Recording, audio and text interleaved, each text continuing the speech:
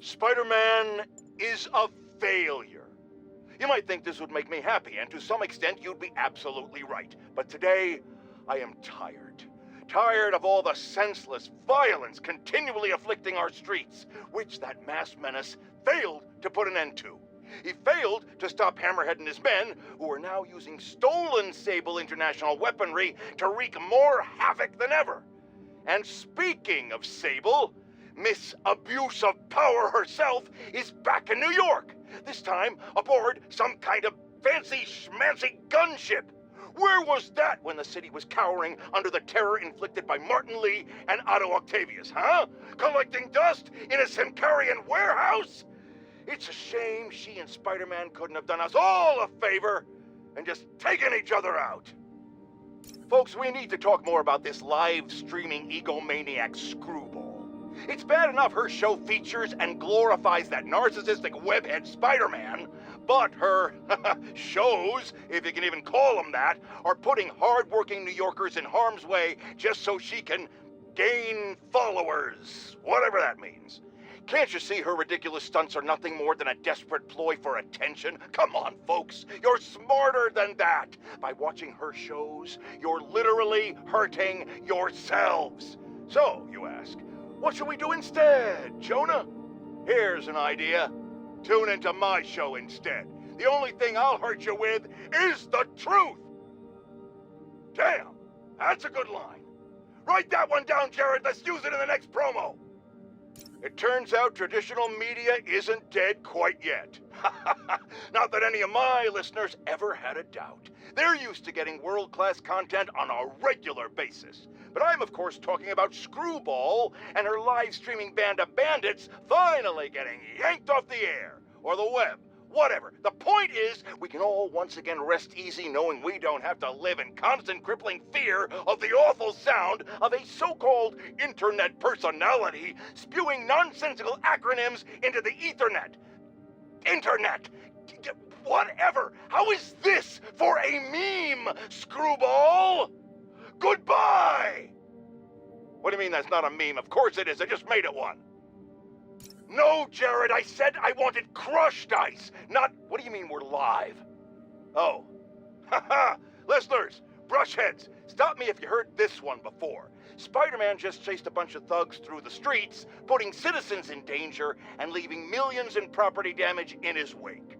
And this time, he had a little help from a certain silver-haired vigilante who turned the financial district into her own personal shooting gallery with a flying death machine. But that's not the worst of it, folks. Oh no. What could be worse, you ask?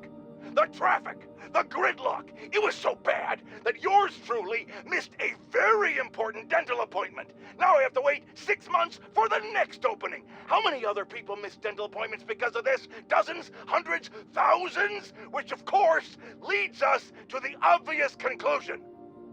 Spider-Man causes tooth decay. Reports are flying in about an incident in Midtown involving, you guessed it, Spider-Man. It's the same old story, same old menace. But here's a terrifying little wrinkle. My sources tell me that the Maggia crime boss Hammerhead has now gone, and I quote, full cyborg. First we have robotic octopuses, and now a meched-up Maggia? Whatever happened to the good old days when criminals would just put on a dime store mask, stick their finger in their pocket, and try to rob a bank? Oh right, Spider-Man happened! Today is a fine day in New York City. At long last, Hammerhead has been taken down for good, cyborg parts and all. I will even give Spider-Man and Silver Sable an ounce of credit. They did, after all, land the final blow. However, while the mainstream media trips over itself to heap lavish praise on these vigilantes, allow me to give you a dose of facts.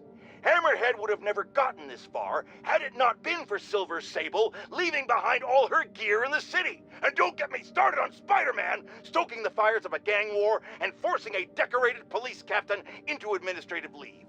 So sure, they cleaned up the mess, but they were also the ones that made it. Jared, call my doctor and double all my prescriptions. I'm in the red here, folks. Eyewitnesses have confirmed that there is no longer just one Spider-Man, but 2 of them! I mean, 1 is bad enough, but I'm having a hard time dealing with the idea of multiple menaces swinging through our beautiful city. It's just... Jared, I might be having a heart attack. I need to lie down, folks. No, don't call an ambulance. It's too expensive. Call a cab. I have a coupon in my wallet. Don't go in my wallet, Jared. I'll do it. I'll do it. This is it, folks. This is the big one. I finally have proof.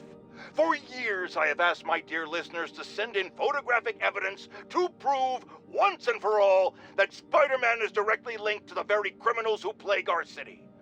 And finally, one brave anonymous caller has delivered the goods. We have clear photos of Spider-Man standing in the immediate vicinity of caches of humanitarian aid. Aid that was intended for Symkaria. And our heroic caller assures me that these very humanitarian caches are being sold on the black market. If I've learned one thing in my years as a world-renowned reporter, it's this. Photos don't lie. Spider-Man has been caught red-handed. No pun intended, puns are for wimps. So what do we do about it, you ask? We wait. We wait for the police to finally wake up and arrest this mass lunatic. At long last, this city is going to finally see that Jameson has been right about Spider-Man this entire time. Not only is he a thief, he's actually stealing vital food and medicine from innocent civilians who are trapped in a war zone. Women and children struggling to survive, hiding each day from a hail of mortars and bullets. Meanwhile, Spider-Man is stealing the very aid that might keep them alive. This is a new low, people. Even I could never have suspected Spider-Man of something this despicable. All we can do now as a city is to sit back and quietly reflect on just how right J. Jonah Jameson really was. Yet again.